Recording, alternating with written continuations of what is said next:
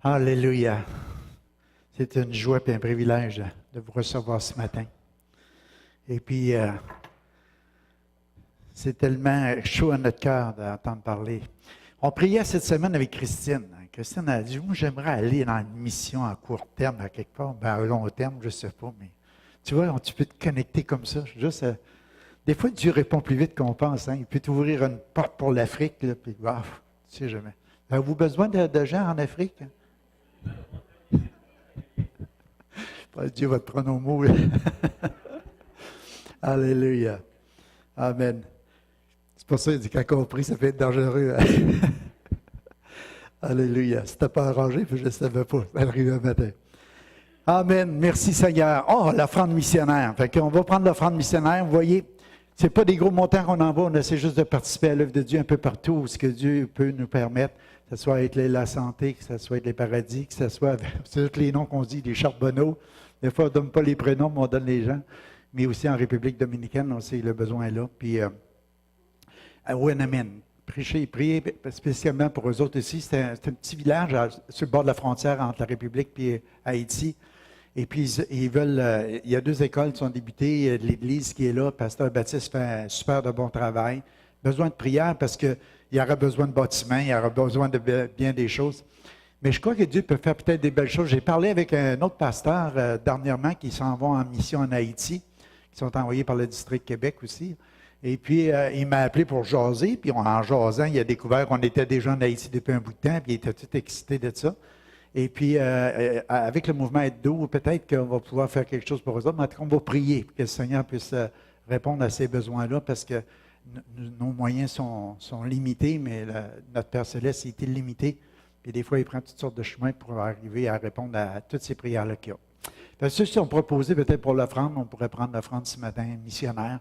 Puis vous voyez que ça sert à des belles choses, à des grandes choses pour l'avancement du royaume de Dieu. Amen.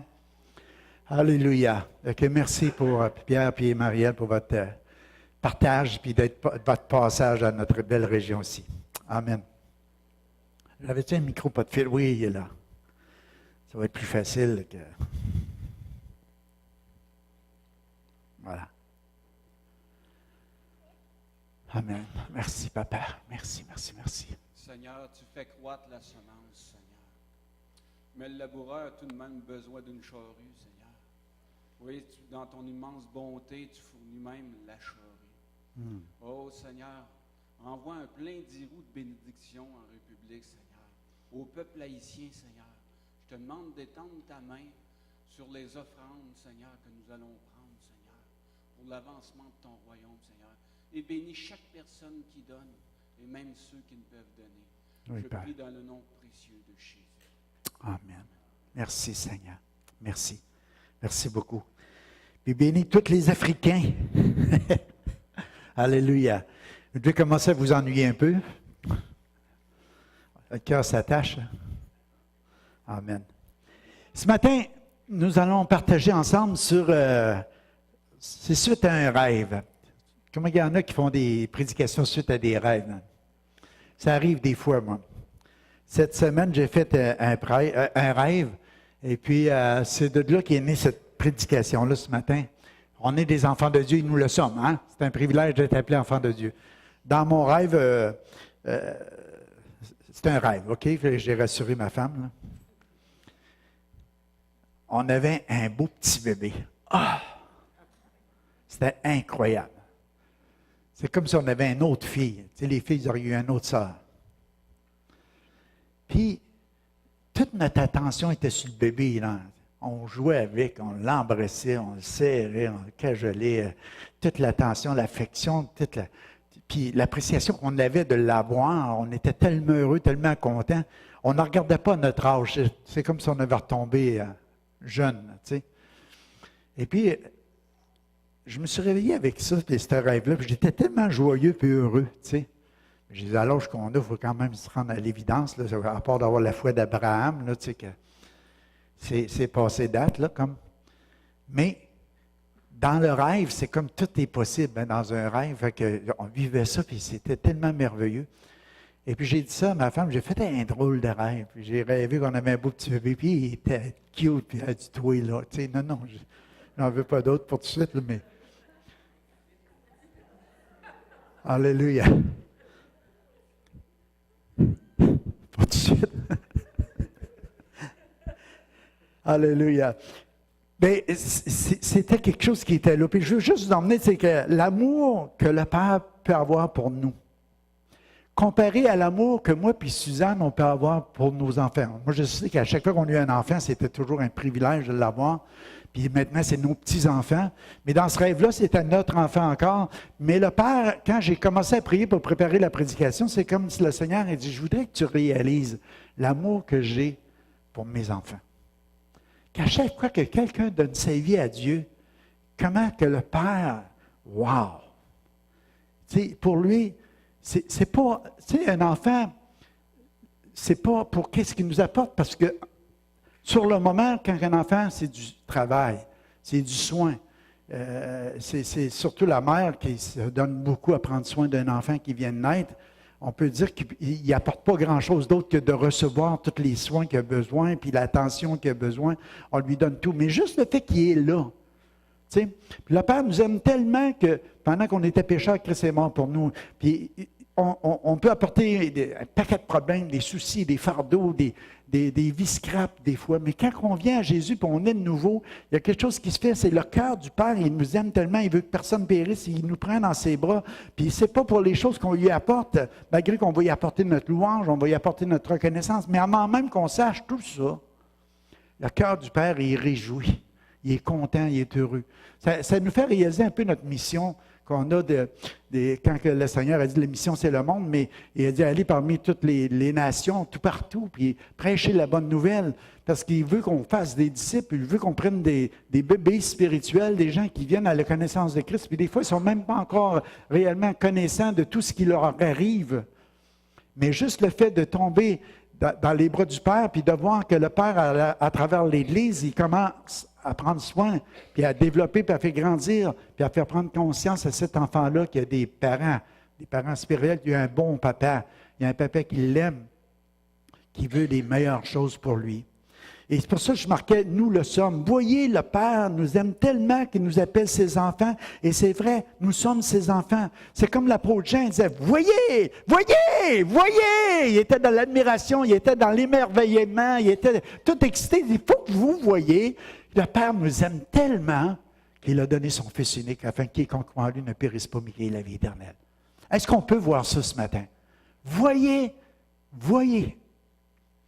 Des fois, on a de la difficulté. Seigneur, aide-nous à voir cet amour-là. Moi, j'ose dire, ça fait plus que 30, 40 ans que maintenant je connais Jésus, mais je ne vois pas encore tellement. Je demande à Dieu de voir encore davantage cet amour-là. Pourquoi, Seigneur, tu m'as aimé à ce point-là? Pourquoi tu t'es donné comme ça? Pour que je puisse devenir enfant de Dieu. Et l'apôtre Jean nous dit, et nous le sommes. Et il n'est pas en train de dire, tu vas l'être. Tu vas le devenir. Un peu plus tard, on verra si tu vas devenir un enfant de Dieu. Tout va dépendre de ta vie, de tes œuvres, de ta manière de vivre, de ta manière de faire. Non, Jésus a tout accompli à la croix du Calvaire pour ton salut. Tout a été fait. Tout est accompli. La chose qu'on doit faire, c'est de croire dans son œuvre, de croire dans qu'est-ce qu'il a fait. Et c'est gratuit, c'est donné. Et le Père, il veut juste qu'on vienne à la maison. Et avant même qu'on comprenne, qu'on sache tout, il nous adopte. Alléluia. Nous faisons partie de la famille de Dieu. C'est quelque chose, là. Puis ce matin, ma prière, c'est qu'à travers cette prédication-là, qu'on puisse réaliser cet amour-là que le Père a eu pour chacun de nous. Nous sommes enfants de Dieu. Il n'y a pas de plus grand amour que donner sa vie pour ses amis. Moi, j'aimais le verset qui disait, quand il dit, l'Esprit, il a déposé en nous l'Esprit qui crie à travers nous, « Abba, Père. » Abba, Papa. Il y a quelque chose qui est dans notre cœur qui dit « Abba, Père ». Alléluia. C'est la relation. Jésus, il a voulu tellement qu'on réalise que Dieu, c'est un Dieu pas impersonnel, mais c'est un papa. Il a dit « Notre Père qui es aux cieux ».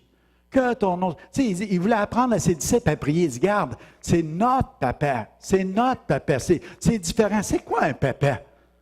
Nous, on peut avoir l'image du papa terrestre, puis ça nous aide un peu à comprendre ce qu'un papa est. Un papa, il aime tellement ses enfants. Il veut tellement le meilleur pour ses enfants. Des fois, on a mal livré le portrait de notre Père Céleste. Je parle des papas sur terre. Parce que des fois, on était vus comme des gens qui châtiaient fort, qui parlaient fort, qui exigeaient beaucoup de choses. Mais c'est vrai qu'un père châtie l'enfant qu'il aime.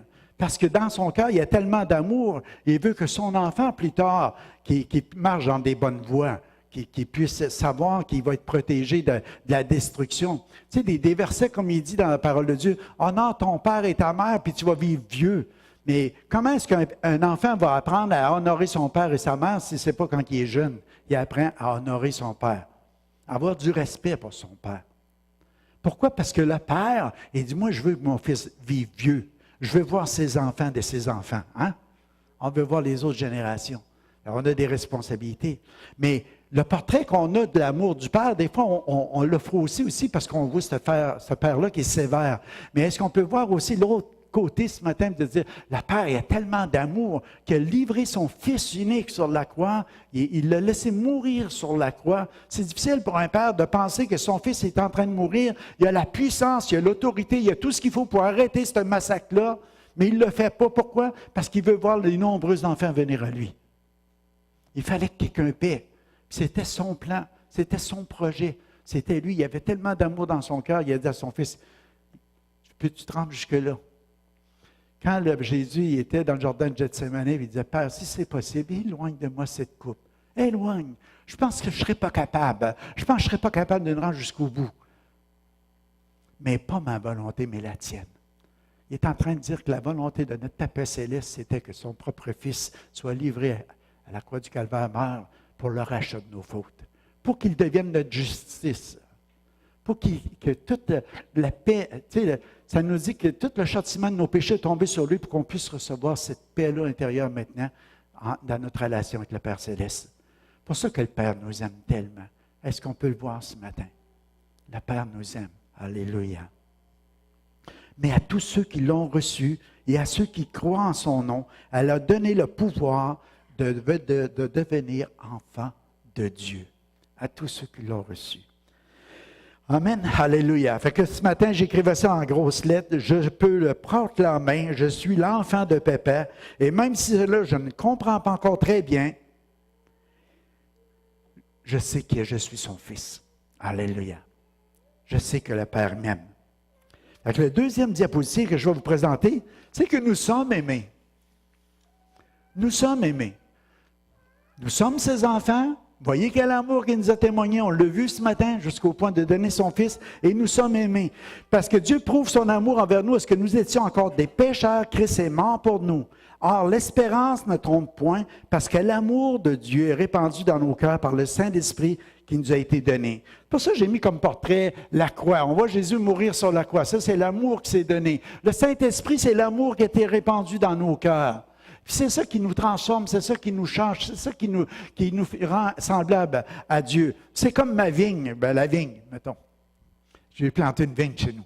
C'est le fun de voir les raisins, comment ils poussent seuls. Des fois, ils nous font des surprises. Dernièrement, j'ai dit, on n'aura rien cette année, il me semble. Il y avait juste des petites affaires gros de même après les grappes. Là. Mais hier, j'étais voir Suzanne, c'était incroyable. J'ai dit, les raisins sont rendus gros comme le bout du doigt. C'est la pluie, hein? Des fois, on chiale contre la pluie, mais il y avait besoin de pluie aussi.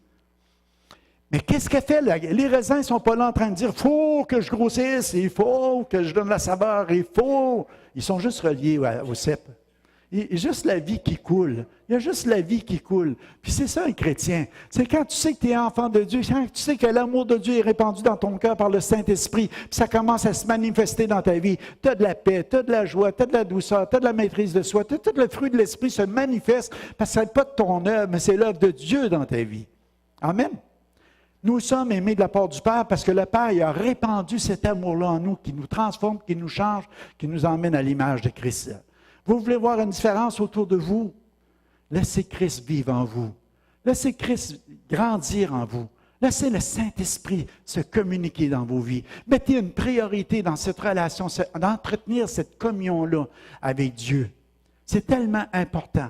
Plus que tu entretiens cette relation, cette intimité-là avec le Père, plus que cette sève-là qui vient du cœur du Père coule en toi, plus que tu vas manifester le fruit de l'Esprit. Et les gens vont venir goûter, ils vont venir manger, ils vont être transformés, ils vont être attirés par ce fruit que tu manifestes dans ta vie. Amen? C'est pour ça, dans 1 Jean 3, 1, il dit, « Ce que nous avons vu et entendu, nous vous l'annonçons à vous aussi, afin que vous soyez en communion avec nous. Or, notre communion avec le Père, avec son Fils Jésus-Christ. Et nous écrivons ces choses afin que votre joie soit parfaite. » Amen. Fait que c'est une grâce, puis c'est un cadeau du Père. Parce que nous aussi, nous étions de leur nombre. On était des pécheurs. On était des pécheurs. On vivait selon les convoitises de notre chair. On accomplissait les volontés de la chair, de nos pensées. On était étrangers de la nature de Dieu. Mais à cause qu'on a cru au message, à cause qu'on a reçu Jésus, à tous ceux qui l'ont reçu, il a donné le pouvoir de devenir enfants de Dieu. Mais en devenant comme enfants de Dieu, le Père a répandu cet amour-là dans nos vies. Puis cet amour-là qui est répandu, tout à coup, nous change, nous transforme. Et puis, c'est là que les gens commencent à voir la différence, comme disait Marielle tantôt. On est différent. Ce n'est pas parce qu'on veut produire quelque chose de différent, mais parce que le Père produit quelque chose de différent à travers nos vies. Amen. Nous sommes nés de lui. Puis ce qui se passe, c'est, dans notre esprit, on a un désir, c'est de ressembler à son Père. On veut ressembler à Papa. On veut avoir la bonté de Papa, la douceur de Papa, la joie de Papa. On veut juste ressembler à notre Père. Et ça, c'est l'œuvre de l'Esprit qui est répandu en nous, qui nous transforme à l'image de Papa. C'est tellement le fun de voir ça. Hier, il y avait un film, j'ai écouté un petit bout. Le gars était aveugle. Là. Et puis, c'était un petit-neveu. Il l'appelait son mononcle, mais ce n'était pas son mononcle. En tout cas, c'était un film de guerre. Là. Puis, mais juste pour faire l'histoire, le gars était aveugle, il ne voyait rien, mais il était tellement habile, par exemple. Je pense qu'il était plus habile sans ses yeux que nous autres avec. Mais le petit gars, à un moment donné, il suivait, puis il l'appelait son mononcle, puis il suivait. Puis à un moment donné, il voyait son mononcle qui fermait ses yeux comme ça, puis il ne voyait pas, puis il faisait juste écouter. Puis par les sons, puis les bruits, il pouvait savoir les choses qui se passaient. Il avait mis beaucoup de concentration sur ses oreilles, pour voir avec les yeux des oreilles, mettons. Mais là, le petit gars, il voyait ses yeux, puis au moment il ne voyait rien, puis il a fermé ses yeux, puis il a fait ça comme son mononcle, qui était devenu comme son père, un peu. C'est juste pour dire qu'il y a quelque chose qui naît dans notre cœur, que plus que tu passes du temps avec le Père, plus que tu passes du temps dans la prière, dans la lecture de la parole de Dieu, plus que tu veux devenir comme lui. Parce que c'est la meilleure chose qui peut m'arriver, c'est de ressembler à Dieu. Amen. Alléluia. On va passer à la suivante. Je ne vais pas être trop long ce matin. Nous sommes son temple. Ne savez-vous pas que vous êtes le temple de l'Esprit de Dieu, que l'Esprit de Dieu habite en vous? Si quelqu'un détruit le temple de Dieu, Dieu le détruira, car le temple de Dieu est saint, et c'est ce que vous êtes. J'écrivais, nous devons réaliser que Jésus est toujours présent avec nous dans ce monde. Il disait prolonger son ministère à travers tous les membres de notre Église. Nous sommes ça d'abord et nous lui appartenons entièrement. Quand j'ai fait ça, hier, je disais à Pierre ce matin, je lui dis, je ne sais pas, il y a des fois on peut lire la Bible pendant des années, on était même au collège biblique ou quoi que ce soit. Mais à un moment donné, on était interpellé juste sur une pensée. Puis quand j'écrivais hier ça, ne savez-vous pas que vous êtes le temple de Dieu et l'Esprit de Dieu habite en vous? J'ai dit, oui, on est le temple de Dieu. Le Saint-Esprit habite en moi. Je suis né de nouveau. Je suis devenu la demeure de Dieu en esprit. Mais en même temps, j'ai comme réalisé que ça, c'était écrit à l'Église aux Corinthiens. Puis c'est comme si le Seigneur me disait, je m'adressais à l'Église aussi. À chacun de nous, nous sommes le temple de Dieu. Mais en même temps, l'Église locale, parce que c'est une Église locale, l'Église aux Corinthiens. Des fois, on veut voir ça, la grande Église avec les grands E, mais c'est une localité. 1er Corinthiens, il s'adressait aux Corinthiens à Corinthe. Fait que, en voyant ça, il dit, ne saviez-vous pas que vous êtes le temple de Dieu? C'est comme si Dieu vous dirait ce matin, centre chrétien d'Amos, vous êtes le temple de Dieu. Dieu habite ici par son esprit. Nous sommes les membres de son corps. C'est bien important de voir que si quelqu'un détruit le temple de Dieu, Dieu le détruira. Comment est-ce qu'on peut détruire le temple de Dieu? Quand tu regardes aux Corinthiens, c'est « Ah, moi je suis de Paul, moi je suis de Céphas, moi je suis d'Apollos, moi je suis d'un, de l'autre. » Puis l'autre, il dit « Moi je suis de Jésus-Christ. » Je suis plus spirituel. Mais Paul, il enseigne, il dit « Il y a des bons fondements. Le bon fondement, c'est Christ, il n'y en a pas d'autre. Bâtissez votre vie sur la parole de Dieu, sur Jésus, sur cette relation-là, votre salut par la grâce. Cette faveur est méritée, ce cadeau-là de Dieu, que nous sommes enfants de Dieu, puis nous le sommes. Vous êtes aimés, le Père vous aime. Puis réalisez une chose à partir de là, que nous sommes le temple de Dieu dans l'Église où ce que Dieu nous a placés. et qu'on doit s'aimer les uns les autres. À quoi est-ce qu'on va reconnaître les disciples? À l'amour qu'ils ont les uns pour les autres. C'est quoi l'amour? Le Père nous a tellement aimés qu'il a donné. C'est pas pour qu'est-ce qu'on reçoit, c'est qu'est-ce qu'on donne. C'est qu'est-ce qu'on donne.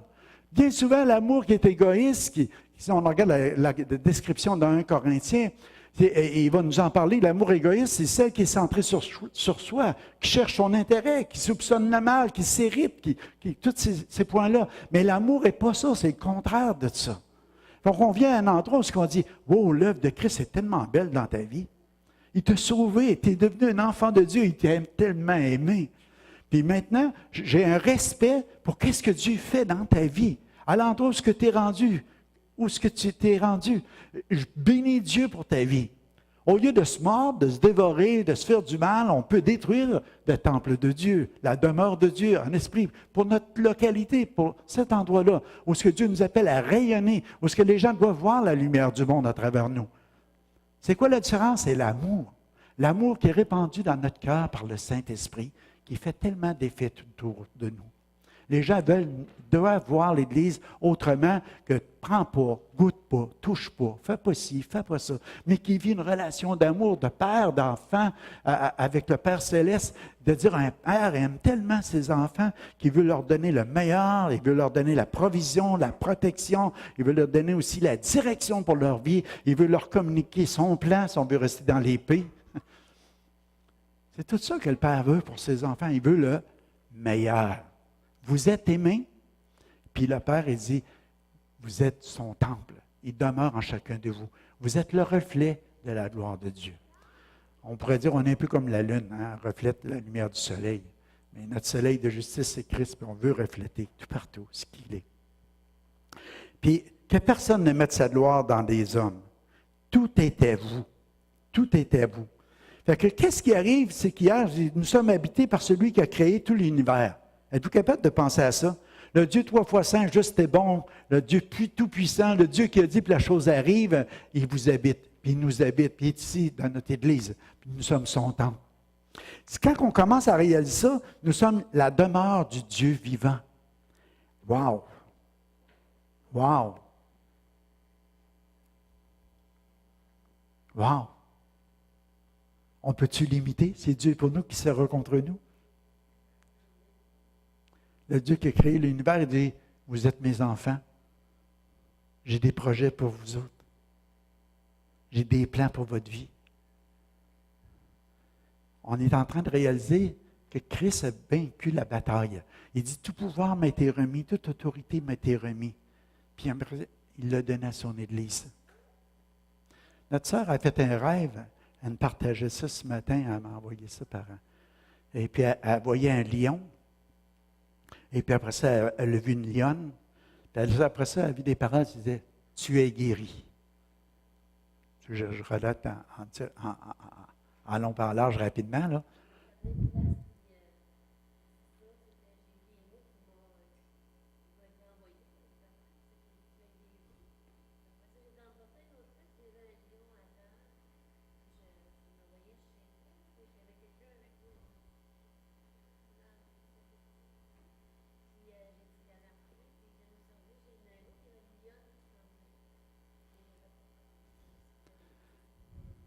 Puis un matin, elle m'a demandé, elle m'a dit, quoi que tu penses que ça peut vouloir dire?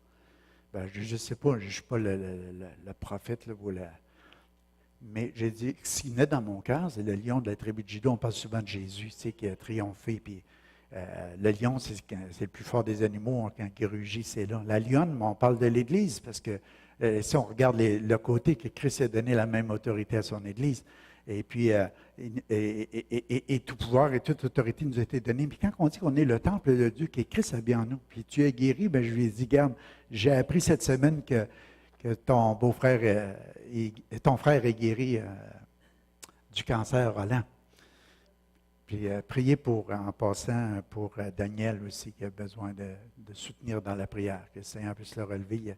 Le cancer est très agressif, mais Dieu, il est agressif aussi. Ah! C'est un lion. Alléluia. Et tu es guéri, Seigneur. Au nom de Jésus, on le proclame ce matin, Dan, tu es guéri. Amen. Et puis, ça, pour juste vous dire, Le Dieu Tout-Puissant, le Dieu de création, le Dieu de l'univers habite en chacun de nous. Il nous donne le pouvoir et l'autorité. Le diable a été vaincu à la croix du Calvaire par Jésus-Christ dans sa résurrection. Tout le pouvoir, l'autorité a été donné. C'est ça qu'on a, c'est ça qu'on doit réaliser, c'est ça qu'on doit voir quand que le Seigneur il nous dit que tout est à vous.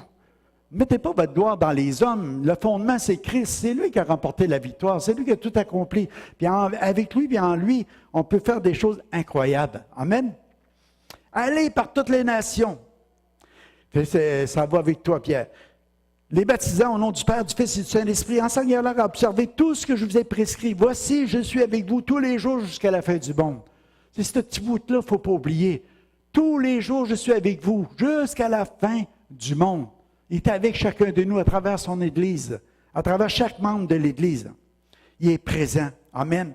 Tout ce pouvoir, toute cette autorité, tout ce qu'il a remporté, toute cette mission qu'il nous demande d'accomplir, il désire la prolonger à travers chacun de nous. C'est pour ça qu'il nous a remis ce pouvoir, cette autorité en son nom. Là qu'on peut rugir comme une lionne. Amen. Alléluia. Amen. On va aller à la suivante pour ne pas être trop long. Nous sommes sous sa protection. Tu as chanté le chant ce matin, je trouvais ça bon. Que dirions-nous à l'égard de ces choses? Si Dieu est pour nous, qui sera contre nous? Lui qui n'a point épargné son propre fils, mais qui l'a livré pour nous tous. Comment nous donnera-t-il aussi toutes choses avec lui?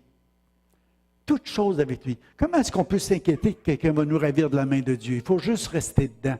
Amen. Nous sommes ses enfants.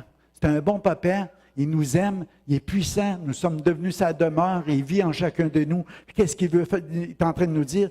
Il dit, qui peut agir contre vous? Personne. Pour ça, j'ai mis le diable et Jésus est assis, il règne. Alléluia. Alléluia. Il y a toute la puissance. Donc oui, on a une lutte à combattre. Notre lutte n'est pas charnelle. On dit qu'on a à lutter contre les esprits. Mais ce que je voulais vous emmener ce matin dans cette pensée-là, c'est que ce n'est pas nous qui tremblons. C'est le diable qui tremble. Ce n'est pas nous qui tremblons, c'est le diable qui tremble. Des fois, on met ça à l'inverse. Ah, s'il faut que le diable il se manifeste là-dedans, qu'est-ce que je dois faire? Hey, ils disent, en mon nom, vous chasserez des démons. Point final, à la ligne. C'est eux autres qui tremblent. C'est eux autres qui savent le jour sont comptés. C'est eux autres qui savent que l'Église, quand elle se lève et qu'elle commence à dire au nom de Jésus, ils doivent prendre leur bord parce qu'ils ont été vaincus. Amen. Alléluia. Fait que c'est un monde de ténèbres, mais Dieu nous a donné de livrer le bon combat, le combat de la foi. Il nous a donné les armes pour combattre le bon combat. On doit avancer, mes frères, mes sœurs, parce qu'on a un travail à faire dans notre génération. On a une mission. Oui, on vient à l'Église. On dit souvent, l'Église, c'est comme un hôpital. Mais un hôpital, vous savez ce qui se passe? J'ai été visiter encore cette semaine. Mais on ne va pas à l'hôpital pour rester dans l'hôpital. Ça serait fou, hein, de dire, l'Église, c'est un hôpital, tu viens à l'hôpital toute ta vie, bien, toute ta vie, tu passes ton temps à te faire soigner. Mais tu viens à l'hôpital pour te faire soigner, oui, c'est vrai. Tu viens aussi à l'Église parce que tu veux célébrer Dieu, tu veux adorer le Seigneur, tu veux entendre parler de lui, tu veux être équipé, tu viens te ressourcer. Mais après ça, tu sors. Tu as quelque chose à faire en dehors. Il y a de l'ouvrage à faire en dehors. Si tu dis, je ne peux pas voir où est-ce que je peux m'impliquer dans l'Église, je m'en vais chez nous, puis je m'assis sur une chaise, tu n'as rien compris à la mission. Le Seigneur a dit, allez, il y en a un travail à faire. Alléluia.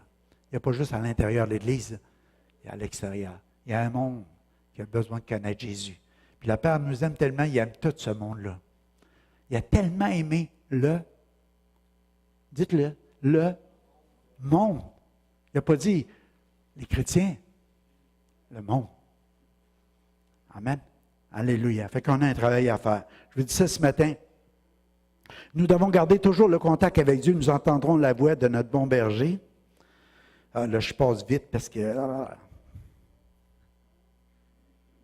Fait que personne ne peut nous ravir. Mais je vais vous lire le verset, c'est dans Jean 10, 27. « Mes brebis entendent ma voix, je les connais et elles me suivent. » Vous voyez, mes brebis entendent ma voix, je les connais et elles me suivent. Il est présenté comme le bon berger. « Je leur donne la vie éternelle. Elles ne périront jamais. Et personne ne les ravira de ma main. Mon Père qui me les a donnés est plus grand que tous et personne ne peut les ravir de la main de mon Père. » Le Père de Jésus, c'est mon papa aussi. Personne ne peut nous ravir de sa main.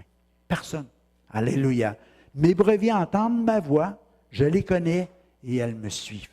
Ça, c'est important qu'on puisse le voir. Puis, je veux terminer avec cette partie-là ce matin du psaume 23. Parce que je trouvais que c'était le passage qui décrivait le mieux cette relation-là. Vous savez, David, pour être rapide, David a vécu, probablement il a écrit ce psaume-là. Peut-être, Pierre, tu peux me reprendre parce que tu as le droit, mais n'importe qui aussi. Mais moi, je crois qu'il n'a pas écrit ça quand il était là, quand il était tout jeune, à garder ses moutons puis ses brebis. Comme bien des fois on le dit. Moi, je crois que c'est plutôt, il était peut-être rendu très vieux, plus proche de la fin. Puis à un moment donné, il a commencé à réaliser toutes les étapes de sa vie. Il a commencé à réaliser quand il gardait les brebis de son père, comment ça se passait. Comment il s'occupait du troupeau. Il a commencé à penser à l'ours et à lion qui venaient contre lui et disait au nom de l'Éternel, hein, il pouvait les renverser. Il a commencé à penser à Goliath, le géant qui s'était présenté, puis qui insultait l'armée d'Israël, puis que lui, il est parti au nom de Dieu, puis Dieu l'a gardé, puis il a tué Goliath. Il a commencé à penser à Saül qui voulait le tuer, qui était jaloux, puis il devait aller se cacher un peu partout. Il a commencé à penser quand il est devenu roi. Il a pensé même quand il a fait le péché, quand il a fait tuer Uri. Il a pensé à tout ça en disant qu'il avait tellement besoin d'être restauré à l'intérieur, qu'il était comme un mulet sans intelligence, qu'il avait besoin à un moment donné de rentrer en lui-même puis de crier à Dieu, crée en moi un cœur pur, renouvelle en moi un esprit bien disposé. Puis vous savez, la prière de psaume 51, c'est de ne pas se faire rejeter loin de la face de Dieu, mais d'avoir la joie de son salut. Il a pensé à tout ça, puis il a tout vu comment le Père est un bon berger. Comme lui, il l'a été pour ses brebis. Puis il a commencé à écrire ça avec cette réalité-là. Et il dit, un bon berger, il conduit ses brebis dans les verts pâturages. Il les emmène vers des eaux paisibles. Il les conduit, il les dirige vers des sentiers de la justice, des sentiers qui sont bien droits, des sentiers qui sont droits. C'est pour ça que je disais, nous sommes dirigés par lui. Il nous emmène à une place où, vous savez, les moutons, là, s'ils allaient boire dans les rapides, puis avec toute la laine, puis les choses qui étaient là, si ça trempait un peu dans l'eau, le mouton pouvait basculer puis se noyer. Mais à place de ça, il prenait des places où les eaux étaient paisibles. Il pouvait s'approcher, puis pas trop de rapide, puis il pouvait boire. Ça, c'est un bon berger qui pense d'avance, qui prévoit des choses d'avance, qui veut le meilleur pour ses brebis, qui veut le meilleur pour ses moutons, qui ne veut pas qu'il lui arrive rien, qui veut les diriger vers des sentiers paisibles. Il dit, même quand tu traverses la vallée de l'ombre de la mort, je ne crains aucun mal, car ta houlette et ton bâton me rassurent. Il est là, puis il sait que le berger, même s'il fait noir, même si le soleil ne se rentre pas dans cette vallée-là, il y a des précipices, tu peux tomber en bas. Il est là, il sa houlette, son bâton, il protège, il dirige, il frappe ça sur le sol. La brebis entend, ah, c'est par là qu'il faut que je marche. Moi, si je ne vois pas, je suis mon berger. Puis si j'arrive pour tomber, il est là, puis il va me récupérer avant que je tombe dans le précipice. Ça, c'est un bon berger. C'est ça qui est le Père. C'est l'image qu'on doit recevoir, qu'on doit voir. Jésus, c'est un bon berger pour ses brebis. Ils entendent leur voix, on les suit, on veut suivre le Seigneur. On a une protection, on a une sécurité, on a une direction pour nos vies. On connaît le plan de Dieu parce qu'on entend la voix de Dieu. On est rassuré. On est rassuré. Il dit, oui, le bonheur et la grâce m'accompagneront tous les jours de ma vie. J'habiterai dans la maison de l'Éternel. Oui, le bonheur et la grâce m'accompagneront. C'est quand tu décides de vivre cette relation-là avec Dieu, quand tu réalises que tu es un enfant de Dieu et nous le sommes, que nous sommes aimés de Dieu, que Dieu veut nous diriger, que Dieu veut nous protéger, que Dieu prend soin de nous. Wow! Le bonheur et la grâce qui m'accompagnent tous les jours de ma vie. Puis qu'est-ce qui est mon désir? C'est d'habiter dans la maison de l'Éternel. Je ne veux pas autre chose que ça. Je veux vivre cette relation-là avec le Seigneur. Amen. Alléluia, ça c'est. Amen. Pas pire. Ce matin, nous sommes enfants de Dieu. Quel privilège! Moi, ce que je trouve merveilleux, c'est que, imagine que Dieu, après la chute d'Adam et Ève, il aurait arrivé et il aurait dit, écoutez les amis, hein, vous étiez mes enfants, je vous avais placé dans un endroit de délices, un jardin de délices, vous aviez tout à portée de la main. Puis à cause de votre désobéissance, maintenant vous devez racheter cette relation-là avec moi.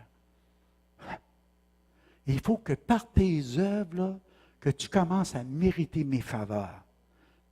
Parce que là, je ne te traite plus comme mon fils.